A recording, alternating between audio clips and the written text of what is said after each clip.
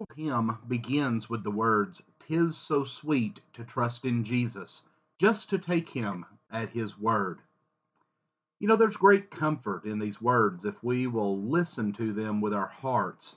They are indeed scriptural words, as we find these thoughts throughout both the Old and New Testaments. The Psalms and the book of Proverbs are replete with such messages as these. We see Paul, as he approaches the end of his life, writing with great confidence about the crown which the righteous judge shall give me in that day. And there are many other passages that we could look to for confirmation of the sweetness of trusting in Jesus. We think about the example of Lazarus and the rich man who lived under the old law, but we find demonstrated in that story both the goodness and the severity of God.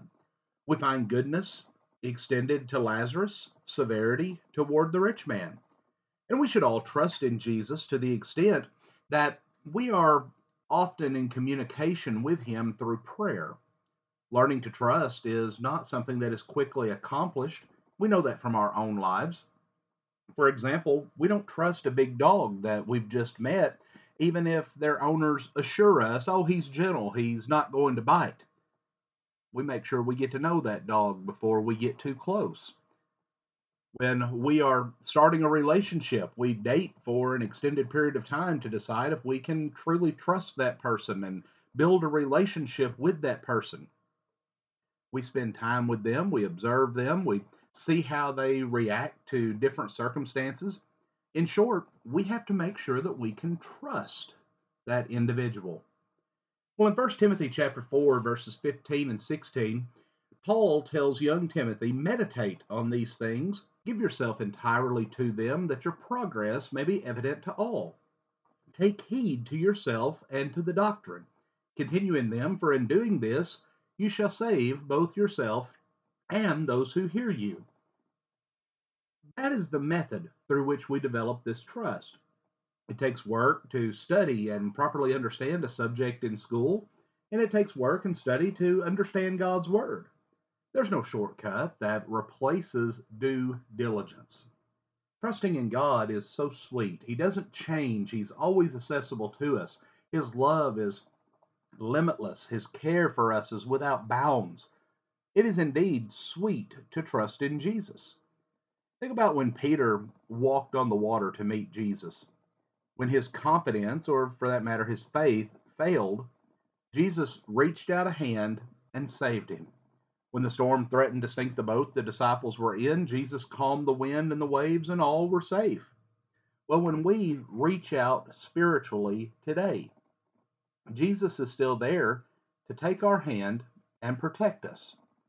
If God be for us, who can be against us? Well, indeed, this is true. God created the world and gave mankind dominion over it. Limitless life was initially given, but Eve decided to trust in the serpent, or Satan. Well, as a result, Eden was lost forever. The Israelites trusted in God and were brought out of Egypt. They were given the land of Canaan, all of their enemies defeated by God, with the caveat that they must trust God. Well, many other things were done for them as long as they kept that trust in God. Lazarus trusted in God. The rich man trusted in his riches. Lazarus, at the time of his death, was found in Abraham's bosom. The rich man was found in torment. Well, friends, we need to trust Jesus today. Jesus said, "Come unto me, all you that labor and are heavy laden, and I will give you rest." Jesus never once failed to keep that promise. We can trust him for that rest. If God be for us, who can be against us? Romans 8:31. And that is truly a comforting thought.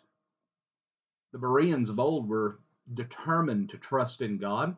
We see now these were more noble than those in Thessalonica, in that they received the word with all readiness of mind, examining the scriptures daily, whether these things were so. Acts 17 and verse 11. Friends, they wanted to be sure that they remained in a good relationship with God, and they worked daily to make sure that they did. Surely they trusted in him. If the Bereans were considered noble for searching the scriptures daily, should we not also do the same thing today? Well, certainly we all want to be in a saved relationship with Jesus. So we must want to be assured of that relationship in order to receive the benefits, as Paul tells us. Friends, we want to thank you for joining us for our program today, and may God bless you with a wonderful day.